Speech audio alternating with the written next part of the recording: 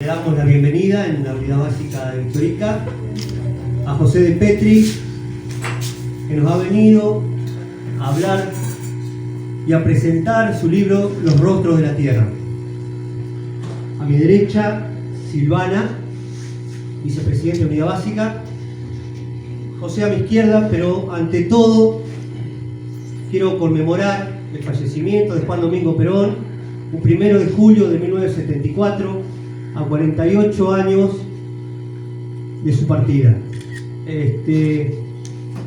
Como todos sabemos, es nuestro líder indiscutido dentro del movimiento del Partido Justicialista, porque ha levantado las banderas incansablemente de la justicia social, de la soberanía política, de la soberanía política y de la independencia económica.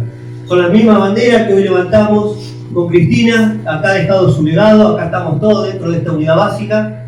Por eso, en homenaje a él, es esta presentación con un compañero bien peronista como lo es José de Petri.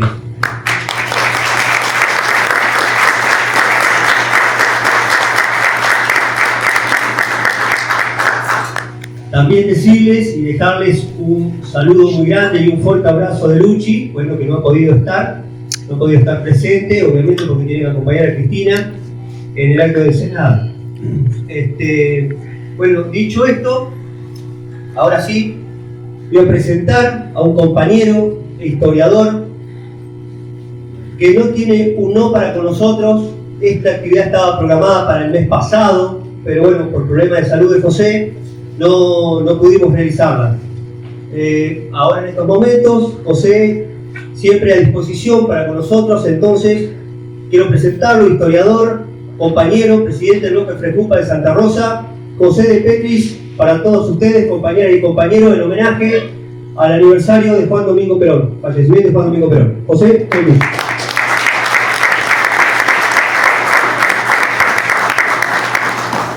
Bueno, buenas tardes. ¿Se escucha bien ahí? No tengo mucho caudal de voz, a veces me puede armar la pasada.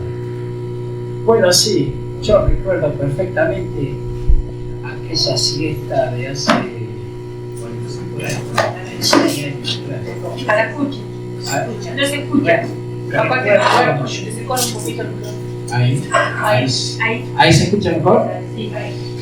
Recuerdo perfectamente aquella siesta de hace 46 años atrás, 1 de julio, nos enteramos por la radio la muerte de Perón.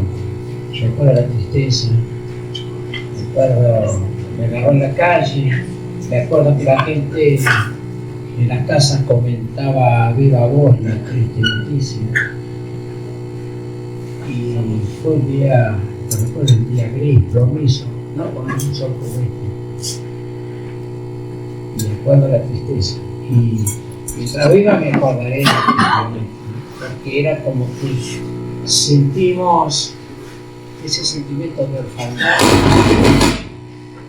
Sentimos ese sentimiento de orfandad que los pueblos sienten profundamente. Y bueno, después lo que vino no fue tan lindo, ¿no? Fue mucho sufrimiento. Entonces, en el ámbito de este recordamiento al general Perón, también quiero recordar que mi primer contacto con él fue aquel día que participé en Esperanzada como miles de argentinos a recibirlo en Buenos Aires, en el puerto.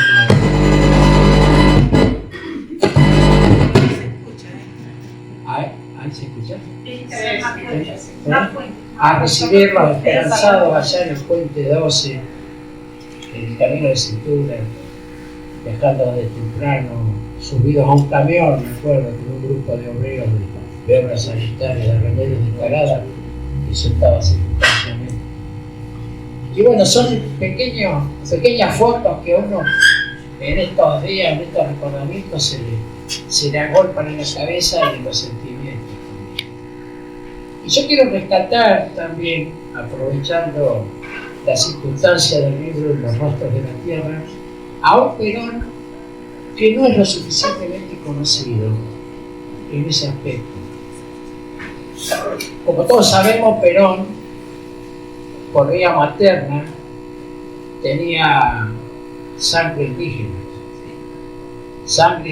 de los indígenas bonaerenses, el fruto de aquel primer mestizaje de 1830-40, en que muchas tribus que vivían en la zona central de la provincia de Buenos Aires comienzan a estar mestizadas y a tener algunos rangos de identidad, entre ellos sus propios nombres o apellidos.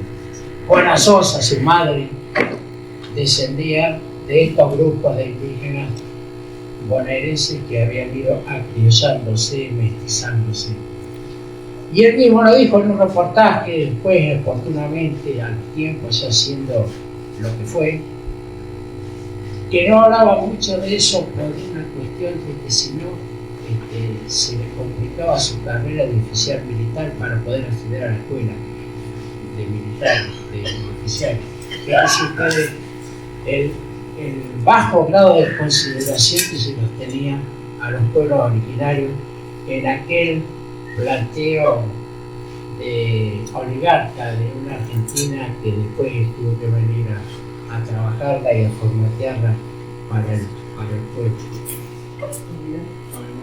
Estando recién recibido como oficial, creo que estaba con el cargo de subteniente o capitán, es destinado a la cordillera, a la provincia de Neuquén, a la zona de Quilaquina, a un regimiento, inquieto y tan instruido como era, comienza a trabar relaciones con algunas comunidades indígenas y elabora un libro de toponimia araucana cordillerana.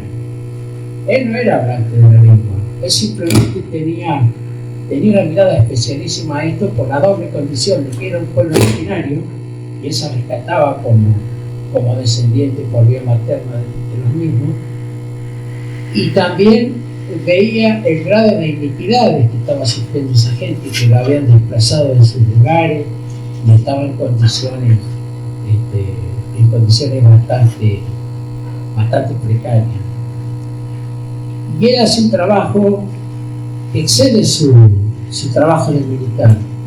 Estudia, investiga, se junta con las familias de las indígenas de la cordillera y hace un compendio, hace como digo, un libro de toponimia, que es uno de los primeros y es uno de los más escondidos, incluso desaparecidos. Hoy en día casi no se puede conseguir ese libro.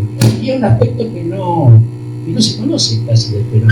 Y fue el Perón previo, allá del año 30, el Perón previo de lo que fue después. Pero esto seguramente, rescatándome y conociendo quienes nos formamos en su ideario y quienes respetamos su doctrina y la llevamos a cabo, intentamos diariamente, es un aspecto que es bueno conocerlo, ¿no? Por eso quería, como homenaje a Perón, quería contar esta pequeña anécdota que muchos de ustedes también no la conocen. Es otro Perón, el multifacético Perón, que tantos temas manejaba, que tantas cosas planteaba, también tuvo una mirada especialísima para el pueblo. Bueno, ese trabajo con esas comunidades indígenas no era con cualquier comunidad. Fíjense acá un detalle. Las comunidades de Quilaquina, en la zona del Junín de los Andes, eran pampeanos de origen, que en la gran disparada cuando viene la tropa de general Roca y Racedo a La Pampa, se disparan para la cordillera y quedan en ese lugar. O sea, era el sustrato arranquelino de La Pampa que tuvo que salir y quedarse en la cordillera desplazado de su propia tierra. O sea que Perón, en aquel trabajo original, en aquel libro, recogió muchas voces, muchos modismos pampeanos en esa toponimia. y en ese listado son 700 palabras que él va recopilando. Entonces esto lo liga de alguna manera también, porque él trató los ranqueles en el exterior de su lugar, de su tierra, ¿no?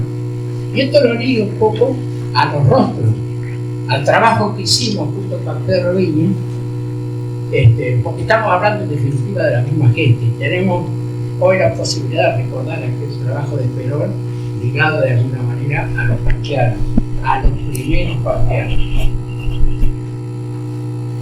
Bueno, ese libro de toponimia y algunos más son los que desde chico me fueron alimentando a mí mi curiosidad sobre el tema. Yo vivía en un lugar de Santa Rosa que estaba a 4 cuadras de la plaza y a 4 cuadras de Salitral. El Salitral estaba atrás de la vía y estaban todos los pueblos de Santa Rosa desde la fundación del pueblo. Muchos de esos eran de origen indígena y habían llegado a Santa Rosa, los habían traído de los centros donde los tenían aprisionados, cautivos, habían llegado como mano de obra barata.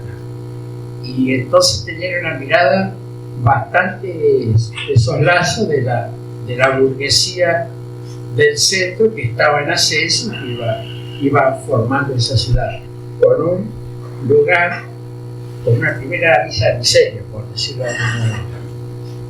Entonces yo estaba a mitad de camino, entonces bien podía irme a jugar a la plaza a la pelota con los pibes de ahí del centro, como me podía ir para el Salitral, que tenía mis amigos y jugábamos a la pelota. Yo cuando iba para el Salitral a jugar con mis amigos, que todavía siguen siendo no, yo no jugaba mucho a la pelota. Yo en realidad me iba a hablar con los abuelos que estaban en la casa y me llevaba una libretita a los bolsillos. Tenía 12 años y en esa libretita me decían, ¿cómo se dice tal cosa? Yo anotaba. Los viejitos me iban. Eran viejitos, los últimos viejitos que habían vivido a lo indio, digamos, en una potería con su estructura social funcionando y que ahora estaban ahí. Y yo sabía que si esa gente se moría, se estaba terminando la historia americana, una parte de la historia americana. Lo estábamos perdiendo de rescatar ese trasfondo cultural que dio sustento a la idea de la patria grande, de San Martín, de todos nuestros fundadores. Entonces urgía rescatarlo. Las entidades oficiales no se interesaban en aquel momento, estoy hablando del año 60 y pico, era un tema del cual no se hablaba. Pero yo pude rescatar muchas historias, también muchas fotografías que conseguía, esas típicas fotografías en sepia, donde estaba un grupo todo juntito. Entonces yo veía un rostro que me interesaba, ¿y quién es este? Fulano de tal. Entonces la llevaba a una casa de fotografía del centro, sacaban una copia, le volvía la foto vieja y atrás le ponía el nombre, ¿no?, de la carita que me interesaba. La carita que me interesaba era alguna de estas caritas que están acá. Eso fue durante muchos años. Desde que era chico, bueno, me hice mayor, seguí con eso, trabajábamos de paradero con Elba, que siempre me bancó todas estas cosas. A veces pasaba las noches enteras, se me hacían las 3:30 de la mañana, que tenía que ir a trabajar a cuadra y todavía no me acostaba porque estaba con estos temas, viendo. Y llegó el momento que el diario La Arena me empezó a dar espacio en las páginas de La Arena para poder contar esta historia. Se hablaba en pasado todavía de los ranqueles. Era una cosa que había estado, como algún río nuestro se había perdido en las arenas del desierto. Y yo lo veía, estaban ahí. muchos trabajaban conmigo en la panadería, otros íbamos a la escuela juntos, con otros jugábamos a la pelota, con otros peleábamos, o sea, ¿qué se nos pide? Y yo sentía que ellos arrastraban una condición distinta a la mía, por el solo hecho de que vivían en un barrio que estaba ya segregado. Pero además era la gente que con el primer peronismo asomó como otra fuera del agua. Entonces empecé a juntar cosas y a atar cabos y digo, bueno, acá están, estos son. Hay que mostrarlos a la sociedad porque primero mostrarles las caras, que se conozcan. Entonces iniciamos esta tarea de empezar a trabajar la fotografía. A partir de las fotografías del libro, empezamos a contar la historia de las diversas parcialidades que quedaron después de Roca, en La Pampa, los Baigorritas, los Cabral. ¿Cuál fue el derrotero de todo eso? ¿Cómo fue que cuando entró Roca los llevaron a todos, los desparramaron y cómo fue que volvieron a ingresar a La Pampa? Porque acá en la zona de Victorica, Telén, Batoro, Los Ventué, era el mayor conglomerado de población ranquealina antes de la llegada de Roca. Después que pasa Racero, Roca, acá no queda nadie.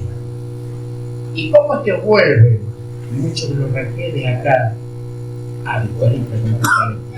Porque vienen como mano de obra barata del ejército, que nos traen medios militarizados y nos instalan en Victorica, en la Lancha, y vuelven derrotados a su antigua tierra.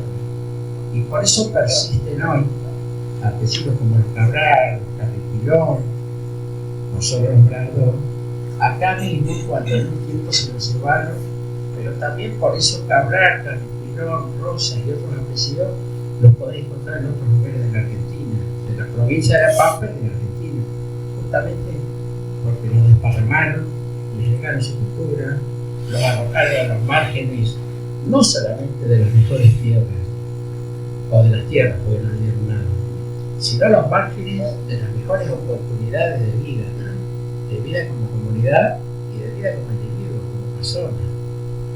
Hasta le sustituyeron la identidad en muchos casos, le cambiaron el nombre. Y toda esa historia tratamos de contarla en este libro a través de la fotografía, de la imagen gráfica, y donde se hace una separación por agrupación. Esto es a modo de, digamos, acá están por ejemplo los Baigorritas. Muchos de ustedes no se imaginarán cómo era el cacique Baigorrita, o se lo imaginarán de diversas maneras. Bueno, yo se lo presento al cacique Baigorrita. Bueno. Cortamos un poquito eso al tiempo. Esta foto es del cacique Baigorrita, o sea, el viejito, viviendo al lote 21 al lado de Mitre. Entonces, esto también, porque la prensa metropolitana, los diarios, los escritores del entorno interesado en justificar la conquista, ¿cuál era la imagen, el prototipo del indígena? Con una bicha desgreñado, robando vacas y robando mujeres, y esa imagen, cuando en realidad era totalmente distinta. Estaban dotados para cosas mucho más elevadas. En su forma de hablar tenían un hablar vulgar y un hablar poético. La palabra para ellos tenía mucho importante porque era creativa y era muy poético, ¿no es cierto? Fueron guerreros justamente para defender su tierra, su patria, sus dioses tutelarios. Entonces esto nos da una imagen, otra imagen. Esta es la que queremos nosotros a través de este libro y de otras. Disculpe, sí. Ahí. Sí. Sí. ¿Está? Nosotros con esto pretendemos contar esa otra historia, la que nos fue negada, la que fue tergiversada, la que fue ocultada, la que sirvió para ciertas manipulaciones, ¿no? Entonces yo creo que en estos momentos claves de nuestra patria, en estos momentos tenemos que poner lo mejor de sí cada uno, porque esto no es joda. Acá tenemos que poner el hombro, militar la calle, convencer al compañero o la compañera que tenemos al lado de que tiene que seguir la senda, porque yo creo que como los trapecistas de los circos, ¿viste? Si le erramos al trapecio que viene, nos vamos al abismo. Entonces yo creo que una manera de pivotear, una manera de juntar fuerza, de cargar las pilas y de empezar a ver las cosas con claridad, es saber quiénes somos, de dónde venimos, lo que significamos, lo que nos hicieron a nuestros antepasados, a nuestros padres, a nuestros abuelos. Nos quitaron, como decía, las posibilidades de mejores oportunidades. Nos quitaron la cultura en el caso de que sean ranquelinos. Se la negaron y ahora con gran esfuerzo tienen que estar recuperándola cuando la tendrían que estar viviendo con esas pautas culturales. Así que esto que pareciera una arenga en realidad es una lógica que tenemos que aplicar, más en localidades como Victorica y en el oeste, que hay tanta carga de ranquelino, no solo de ranquelino, sino con todas sus mezclas, digamos, ¿no? Ese mestizaje que fue tan fecundo para la Pampa y que nos aúna justamente en perseguir una mejor vida para la comunidad, ya no solo la ranquelina, sino para la comunidad amazonitaria en general, que es la provincia de La Pampa. Yo, por ahí, si tienen preguntas, les pido que me las hagan y yo se las voy contestando. Entonces yo voy guiando un poco para el lado, la conversación para el lado que ustedes quieran, digamos, ¿no es cierto? Podemos hablar de diferentes personas, ustedes seguramente tendrán interrogantes sobre algún personaje de acá o alguna persona, algún apellido. Yo con mucho gusto, a medida si me hacen preguntas, yo las puedo ir contestando, entonces hacemos más provechoso el momento, ¿no? Si quieren, no sé, ¿alguno de ustedes? Sí, primero agradecerte, José, por haber venido. Y hace un momento vos me comentabas una perspectiva personal que vos tenés de Jean Camil. Sí. Y me gustaría que por ahí la compartas, porque había un montón de aspectos que yo no los conocía y que está bueno que los compañeros y compañeras podamos conocer. A ver. Lo voy a buscar a don Jean Camil y lo presentamos. Bueno, acá está José Gregorio Jean Camil. José Gregorio Jean Camil era sobrino de Mariano Rosa, el gran paisano ranquel que tenemos acá repatriado en la laguna de Obucó. Las primeras veces que vinimos a ver el lugar con Walter Casenave y alguno más, le decían la laguna San Juan. Y si uno preguntaba por Obucó en la calle, nadie sabía dónde quedaba. Y fíjense la tarea de reconstrucción de la memoria colectiva que hay en esta comunidad, que hoy nadie le dice la laguna San Juan, ahora se lo Obucó. Fíjense ustedes los procesos históricos y los procesos de reconstrucción de la memoria, trabajados seriamente y consecuentemente generando políticas como las políticas que ha generado el Estado provincial en ese sentido, a través de la cultura y de un montón de situaciones. Va cambiando los conceptos. Esto tiene que servir de ejemplo de que es posible.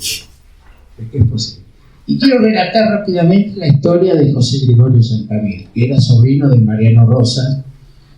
Cuando Mariano Rosas muere en 1877 acá en Obucó, lo sucede en el cacicazgo de la tribu el cacique Epumel Rosas. Este niño que es tapa de este libro es Miguel Rosas, nieto del cacique Pumar Rosas. Y acá en Victorica vive parte de su descendencia, nietos de esta persona. Fíjense qué próximo está todo. Bueno, cuando asume el cacicazgo de la tribu de Pumar Rosas, es justo en coincidencia con cuando tiene que renovar un tratado de paz que había sido firmado el gobierno nacional con los renqueles en 1872. Si los renqueles lo cumplían, se renovaba automáticamente. Los renqueles lo cumplieron y se renovó automáticamente. El general Roca, que ya estaba de ministro de guerra, estaba que bufaba, porque tenía que buscarle algo como para no renovarlo, porque ya estaba en marcha la campaña militar en La Pampa para apropiarse de todo. Entonces lo manda Pumar Rosas a su sobrino, Gregorio San Camil, al frente de una partida de ranqueles, incluso algunos con su mujer y su hijito, a cobrar a Villa Mercedes, San Luis, las raciones que le correspondían por el tratado. Esos elementos para labranza, vaca, oveja, palas asadas. Entonces, en vez de cobrar eso, lo encierran los militares al mando de un hermano de Roca, no me voy a acordar el nombre ahora. Bueno, un hermano de Roca que era militar, y les mata 50 de los hombres, y los hiela a los otros, se arman desparramos, es un pozo del Cuadril, hay un alivo de Villa Mercedes contra el Río Quinto. Toman prisioneros a algunos, a la mujer y a 2 hijitas de San Camil, junto con otra tanda de mujeres, las mandan a Tucumán a trabajar en la zafra, nunca vuelven. Él queda herido. Cuando se repone, le permiten libertad para deambular, pero estaba, te imaginas cómo está, una persona. Por un poco de maña se empieza a retirar de Villa Mercedes y se vuelve para La Pampa. Y junta a algunos dispersos de su propio tribu que van vagando. Bueno, a partir de eso hay una serie de hechos. Se da el hecho de la batalla de Cochicó.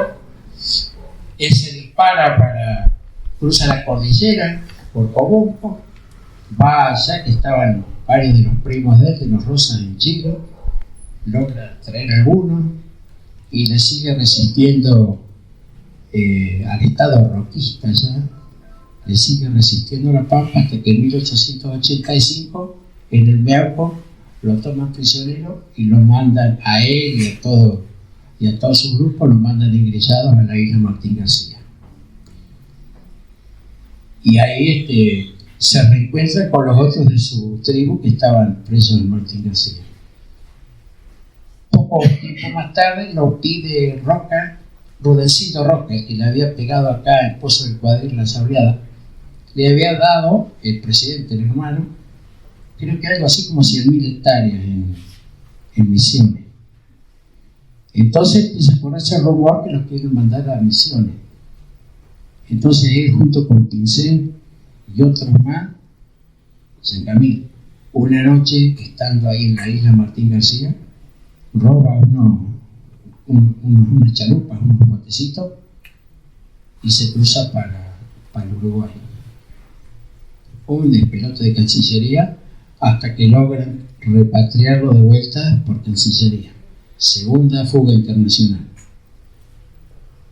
Vuelve a la isla Martín García y Rudencito Roca logra que el hermano presidente le dé a San Camil con su pueblo, que eran unas 150 personas entre varones, mujeres, niños,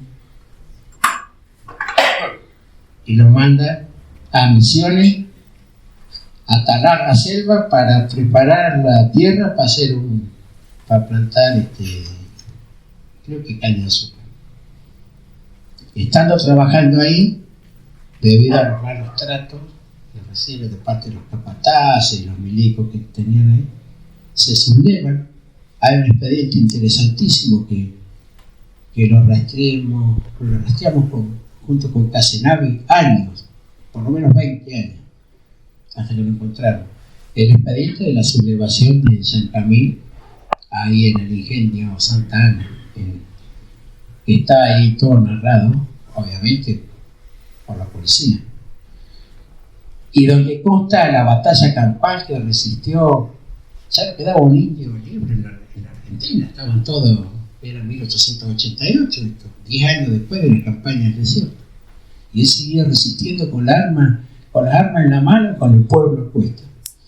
Bueno, hace una revuelta, dura un día la batalla, se empieza a retirar hacia el río, a los tiros, le bajan algunos de ellos, de él, y él baja a algunos de los vigilantes. Se apropia de 2 vaporcitos chiquitos y va subiendo a sus familias, a las mujeres, y los va haciendo cruzar al Paraguay. Hasta la nochecita en que ya con el último viaje ya termina la batalla esa campal y queda en el Paraguay, y los indios guapurúes que estaban ahí enfrente le dan cobijo.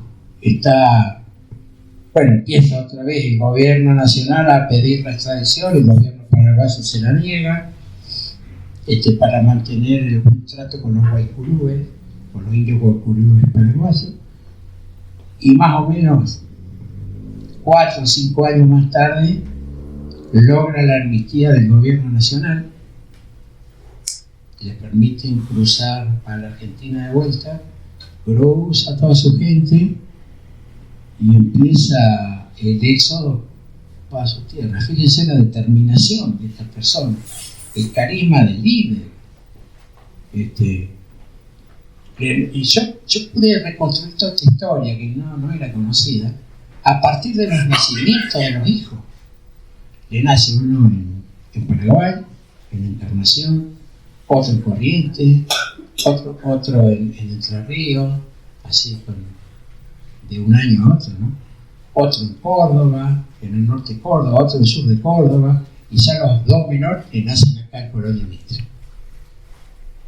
Está casi una década caminando con su pueblo a cuesta, con sus embajaditas seguramente, invernando en los campos, deteniéndose por meses en determinados lugares, y vuelve a su tierra, en 1900, por su tierra.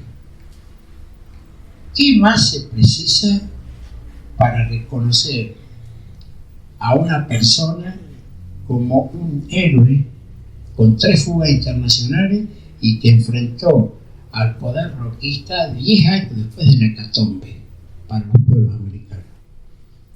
Yo creo que tenemos ahí un héroe nacional, un héroe que nuestra provincia, por ser una provincia joven, no lo tiene.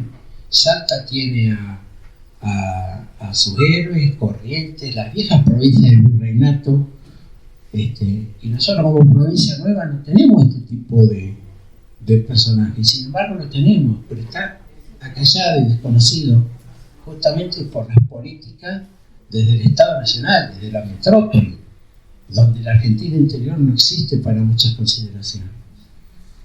Entonces, en el campo de las ideas, yo creo que es una tarea esta que nos la tenemos que dar, la tenemos que trabajar, y este es un lugar clave para empezar a trabajar estas ideas, porque es el lugar donde está la casa todavía, por acá. Bueno, esa casa que, hay que tener cuidado que no se caiga. Yo hace 30 años empecé a pedir que esa casa hagan el templete, porque... Pero bueno, son todas cuestiones que hay que, en vez de enojarse, hay que ver cómo se soluciona. José, una pregunta. Sí, dígame. Usted recién mencionó la batalla de Cochicó y mencionó también la palabra héroes. Nuestra plaza principal se llama Plaza Héroes de Cochicó. Erróneamente, ¿no? Quisiera saber qué opina de la batalla. Yo tengo la opinión de varios funcionarios municipales donde concuerdan con el nombre de la plaza. Queremos saber su opinión con respecto a la batalla, que fue un hecho muy desagradable para la historia indígena, digamos. Sí, la batalla de Cochicó fue uno más de los hechos que produjo San Camil después de la matanza del Pozo del Cuadril en Villa Mercedes San Luis, que es cuando él se va a La Pampa. que anda disparando con un grupo de personas que lo seguían, y a su pueblo lo tenía siempre a resguardo. Buscaba hacienda, comida y lo llevaba, y al pueblo lo movía de acuerdo a toda la policía del territorio que hacía el ejército desde Victorica, persiguiéndolo. O sea que hubo varios hechos antes y después de Cochicó. Cochicó es el más renombrado, pero hubo varios. En el Valle de Asa, en el Fortín La Perra, después de Cochicó hubo 2 o 3 más. Siempre eran escaramuzas para robar la yeguada o la hacienda para llevar sustento al grupo. Y ese constante fluir, moverse por el territorio, sabiendo que era la nada misma, porque él era consciente de cuál iba a ser el final, pero la determinación y la tosudez de la resistencia mexicana lo convierte en una persona de otro calibre, ¿no? Entonces, la batalla de Cochicó fue un encuentro militar a destiempo, magnificado por las memorias militares, porque hablaban de que mataron como 100 indios. Mentiras, el grupo de San Camilo no eran más de 25 o 30. Un sobrino de él hace declaraciones ya por el año 40, Gregorio Maica, y habla de 17, 18. Y le dice San Camilo a su sobrino Gregorio: llevame la Arcelia, llevame la retaguardia, donde estamos todos. Y dice que en la disparada tenía tanto miedo él, que era un muchachón, un chico, que la pierde en la travesía y tiene que volver a buscarla. La María Arcelia Melideo, una vieja pobladora que se murió de viejita después del lote 21, y están los parientes. Vos fíjate, hay que ponerlo en ese contexto a la batalla de Cochicó. El rango de bronce se lo dio la Academia Militar, que cuando vino a inaugurar la plaza, la pirámide, que además los que están enterrados ahí son unos pobres paisanos, incluso paisanos de ellos, muchos ranquelinos, que la habían llevado, lo habían puesto el sable de milico, iban marcando el freno porque no les gustaba tampoco, porque estaban peleando contra sus propios hermanos. Entonces, cuando se dio esto de traer los restos de San Camilo a la plaza, yo de alguna manera no acompañé demasiada esa idea. Bueno, hoy en día pasó mucho aire bajo los puentes, no agua. Acá en La Pampa no pasa agua bajo los puentes. Pasó mucho aire bajo los puentes. Y ahí tengo una mirada un poco más atenuada, pero en aquel momento, con Miguel García, que fue uno de los promotores, que yo digo, para cerrar las heridas no podemos poner en un mismo recinto a los militares y a San Camilo, pues yo ya tenía esa mirada de San Camilo, porque en un futuro, para cerrar la herida, se puede dar la dicotomía de que pongamos en el mismo recinto, plaza, paseo verde, lo que sea, a Didio y a Belcés. Y eso no puede ocurrir. Hoy, además de recordar la muerte de uno de los, yo creo que del más importante de los argentinos del siglo XX, que es Juan Perón, no celebramos la muerte, pero le deseamos que se pudra en el séptimo infierno, en el que esté más caliente, y que se le vengan todos los días todos los rostros de los que él masacró, y que nunca descanse en paz. Entonces, hay cuestiones que hay que ser tajantes, que hay que plantarse. Yo creo que tenemos que reivindicar la figura de San Camilo en este sentido. Es nuestro héroe, es nuestro representante. Pasado, no sé, se murió en el año 30, pasado 90 años, que llegue el siglo de su muerto siendo reconocido como uno de nuestros héroes. Porque además de la figura de San Camilo está la figura de la resistencia del pampeano en general. Que el pampeano en general resistió a muchos embates, ¿no? Ya sea del clima con la seca del 30 y ya sea del corte del río, que durante 70 años, además de luchar por sus derechos, generó políticas de Estado que nos hermanan. Y que justamente los pueblos originarios, cuando fueron hace 3 o 4 años a Buenos Aires, gobernadores, legisladores, técnicos de la provincia, ¿quién fue el que les llegó al corazón en Buenos Aires de todo lo que nos estaban escuchando? Carlos Campú, el paisano Carlos Campú, que se vino de allá de Largo al Sol. Fíjense ustedes la vigencia de los pueblos originarios en el pensamiento y el compromiso con la tierra. Entonces son pequeños hitos que uno al pasar, así lo mirás en los diarios, lo pasás, pero hay que hacer estos momentos de reflexión y empezar a notar y engarzarlo como un rosario. Entonces todas estas cosas hay que tenerlas en claro.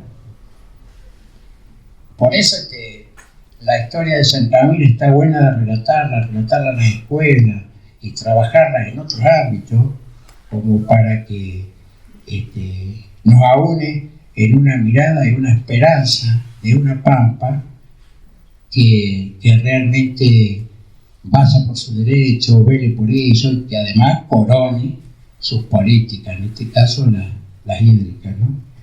Sí, dígame. Usted habló sobre que les cambiaban los apellidos. ¿Usted puede averiguar cómo era el mecanismo? ¿Cómo era que, por ejemplo, se cuentan de otros casos similares en otros lugares del mundo? ¿Qué tal? Usted contaba que era mano de obra barata. Imagino yo que podría haber sido así. Usted corríjame. Pero es que si estabas con este militar que se llamaba, no sé, Cabral, por decir, también a vos te correspondía y a tu familia el nombre de Cabral. ¿Era así el mecanismo o no era así? Había varios mecanismos, pero era así. Básicamente esto se sacramentaba a través del sacramento, el bautismo. El bautismo de mano de la iglesia, que también ahí le abrimos otra puertita. Y voy a contar un caso de acá de Victorica. Acá hay un grupo familiar Fraga. Muchos de ustedes lo conocerán. Yo tenemos la suerte con Elba, de ser amigos de los chicos que fueron emigrando para Santa Rosa y siempre los vinculamos laboralmente, fuimos trabajando juntos y hasta el día de hoy, que ya vamos rumbeando para viejo, seguimos siendo amigos. Los Fraga, el bisabuelo de estos muchachos Fraga, el abuelo de Fraga, este señor que vivía acá cerca del hospital, ¿no? Era Nahuel Huirín, tigre rayado. El va prisionero a Martín García. Y encontré el acta de bautismo de 1879 que lo bautizan y le ponen, no me acuerdo el nombre, José Fraga, porque había un militar en la isla Martín García, funcionario, que sale de padrino y le da el nombre. Y el nombre de pila es José Fraga. Bueno, José Fraga, después puede salir de Martín García, queda trabajando en Buenos Aires. Cuando puede se viene para lo de Coliqueo, acá en General Piamonte, en la provincia de Buenos Aires, y de ahí viene a La Pampa porque se casa con la Adela Rosa, tía de este niño, o sea, una hija de Espumé, que estaba en la desparramada que hicieron, estaba en la provincia de Buenos Aires. Y fue un personaje importante en la tribu de Baigorrita, en el lote 21. A punto tal que muchas cosas las firmaba él como testigo, que después de paz tenía que aceptar un nacimiento y lo iba y lo veía porque él firmaba, había tenido sabía escribir o firmar, pero fíjense la resistencia americana. He visto la firma, tengo incluso copia. José Fraga Nahuel Huirín. Así de larga era la firma ¿no? O sea que no en todos los casos la sustitución de identidad se perdía en la persona porque justamente se resistían a eso. Y ahí uno empieza a tomar a tomar conciencia de lo que significa la sustitución de identidad. Y nos alcanza también para repudiarlo más a que se murió hoy, que también hizo eso, le sustituyó la identidad a muchos de los niños que nacieron en cautiverio y que todavía nos están buscando.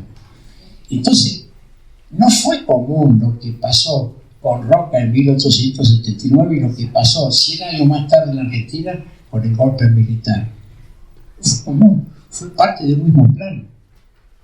Cuando el empuje y la política del Estado de la generación del 80, que planteó un Estado nacional para pocos, por muchos afuera, que vino el primer peronismo a subsanar eso, y ahí vinieron las cabecitas negras, ahí vino el interior, se fue para el Paraná Plata, y cambió para siempre en Argentina esa correlación de fuerza.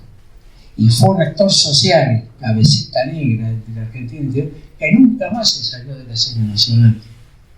Qué buena hora. Entonces no fue casual el golpe del 76, porque se iba de la mano, para ellos se les iba de la mano.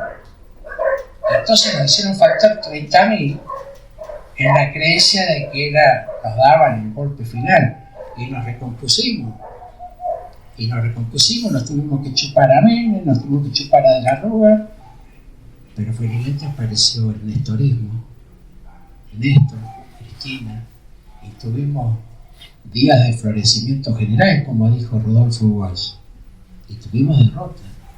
Y ahora estamos en una instancia que sería de esa secuencia de tropezar con la misma piedra, el roquismo, el golpe Videla y el golpe militar, y ahora lo de Macri. Por eso digo que no repitamos por tercera vez errores que van a pagar nuestros nietos por 100 años. Por eso digo que la sustitución de la identidad fue una práctica que no era inocente. Había que borrar rápidamente el indigenismo. Identidad enmascarada, que empiecen a olvidar su idioma por vergonzante, que empiecen a verse esos rostros mimetizados, pero que ya ni siquiera los censos de población los anotaban como indígenas. Se los silenciaba en todas partes. Felizmente, siempre hubo una resistencia, estuvo Perón, que nos puso en el tapete, son los actores sociales, y la lucha continúa. ¿Tienen alguna pregunta? ¿Otra pregunta? Yo por ahí me voy por la rama cuando se me calienta el pico, pero claro, qué sé yo.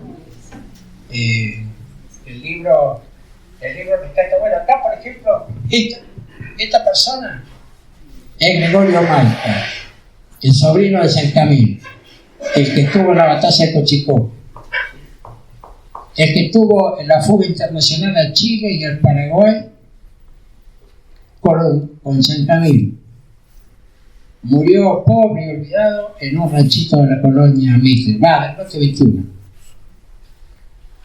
Y bueno, a partir de acá lo queremos rescatar. Y él, que se murió en el anonimato y ya nadie lo recuerda porque ya no le queda familia, y bueno, a partir de esto la intención es recordar a esta gente, pero no porque por un recordamiento, un folclorismo a la violeta, sino porque son ejemplos de resistencia popular en el anonimato, de sentirnos contenidos por un pensamiento que nos une, el de trabajar una idea en conjunto, incluyendo a todo el mundo. El libro que dijo que había escrito Perón antes de ser conocidísimo Perón, ¿con quién o en qué lugar usted lo encontró, si es que lo encontró, que dijo que era difícil encontrarlo? Sí, porque ese libro fue, después del 55 pasó todo lo que pasó, desde quema del libro a la quema de la cabeza de mucha gente. Ese libro es inhallable, no se consigue. Puede estar en algunos repositorios, en algún lugar, pero se lo trató de sacar del medio porque justamente lo había escrito Perón.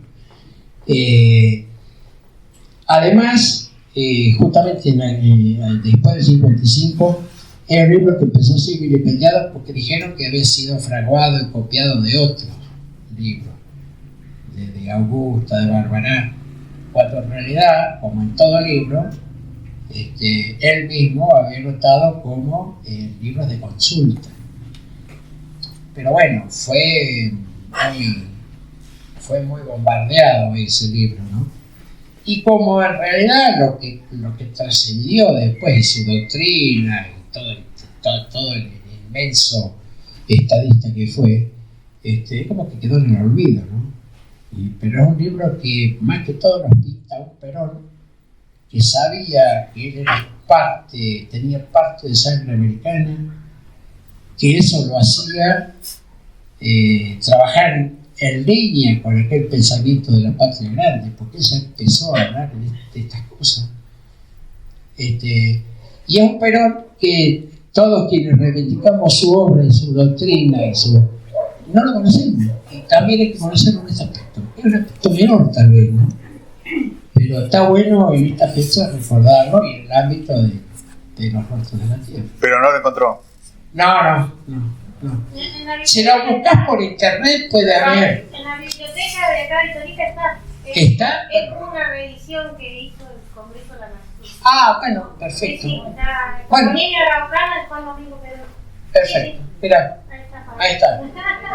Mirá. ¿Lo encontró usted?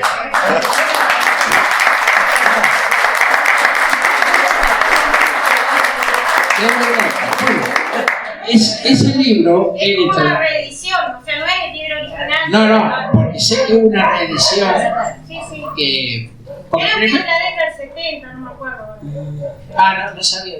Porque en realidad ese trabajo primero salió en un anuario militar de la Escuela de Caballería, que era el informe que hace creo que era capitán Juan Perón sobre eso, un estudio espontáneo, eso lo editan.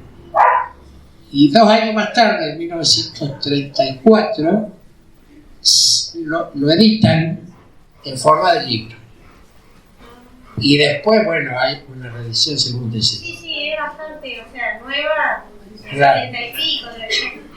Sí, la biblioteca lo tenemos. Bueno, y los caciques que él menciona ahí, Uruhuinca y otros más, son tupaquianos, como decía. Y además él se vincula también, porque ahí lo nombra, con Félix San Martín y con, ¿cómo era este otro sabio, un sabio croata? Con Juan Benigari. Era un croata que vivió en las costas del Colorado, que era ingeniero hidráulico, hizo los primeros canales y todo sobre el Colorado, sobre la Pampa, que sería el germen después de todo el proceso de 25 de marzo.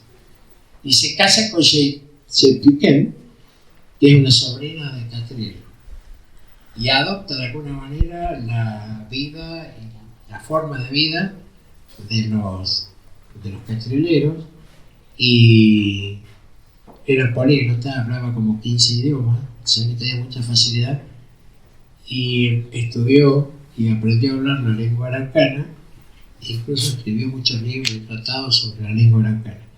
Cuando fallece Septuquén, él se va a Quilaquina, a Neuquén, junto con Félix San Martín, que había sido un joven periodista que en 1900 se instala en La Pampa y escribe un libro que se llama A través de la Pampa, que es una fotografía de La Pampa de entonces, muy interesante, después se radica ahí. O sea que todas estas usinas de datos que toma Juan Perón era de gente que estaba vinculada a La Pampa, además de los propios indígenas que eran de pasado ranquelino pampeano. Así que bueno, qué sé yo, para hablar del libro tendría para 3 horas. Este libro se editó después de mucho trabajo en una propuesta editorial nueva para la época, se editó en el año 2000, tiene muchas fotografías, poco texto, cuadros genealógicos donde explican la ligación entre un clan y otro. está dividido en varias agrupaciones, los Rosa, los Cabral, los Rarinqueo, y en el año 2000, como decía, se editó, lo editó Ediciones Amerindia de Santa Rosa, y en conjunto con la Universidad de... ¿Qué universidad era? La de Barcelona. Claro, esa es la primera edición. Se agotó en los 3 meses. Este libro está en la biblioteca del Congreso de los Estados Unidos, en no sé qué cantidad de bibliotecas de Europa. Tuve la suerte de viajar varias veces a Europa a presentarlo en diversas bibliotecas, en España, en Francia, en Italia, en centros de estudio, en museos antropológicos. Está, bueno, en Uruguay, en muchos lugares. Logró mucha trascendencia. Yo considero que este libro ya no es de los autores, no es de José de Petri y de Pedro Viño, es del pueblo. ¿Y saben por qué? Porque más allá del uso que te puede dar que este libro se presentó en Europa, en la universidad, te vas a Emilio Mitre y encontrás en muchas cocinas la fotito de su antepasado ahí. Y dicen, ese es mi abuelo, mi bisabuelo, que yo no lo conocía, y hay un libro de un tipo ahí. Me ha pasado, yo, bueno, ni saben quién soy yo no les digo tampoco. Y eso es, a partir de eso yo comprendí de que este libro ya no era de los autores, era de la gente, era del pueblo. Entonces, bueno, el Banco de la Pampa, el gobierno provincial, con muy buen tino y de modo espontáneo, planteó el año pasado una segunda edición de este libro, lo hizo. La única condición nuestra fue que hubiese 400 ejemplares para distribuir gratuitamente en las 86 bibliotecas populares de La Pampa, en las escuelas de toda La Pampa, para que llegue al aula a los alumnos y que se lo trabaje la docente con los alumnos, y que llegue a las comunidades que están en relación con el gobierno, con las comunidades indígenas, cosa que está ocurriendo. Y bueno, yo creo que esa es la mayor satisfacción, que el libro se lo haya apropiado al pueblo en general, que se hayan agotado las 2 ediciones y que además esté en las escuelas y en las bibliotecas populares.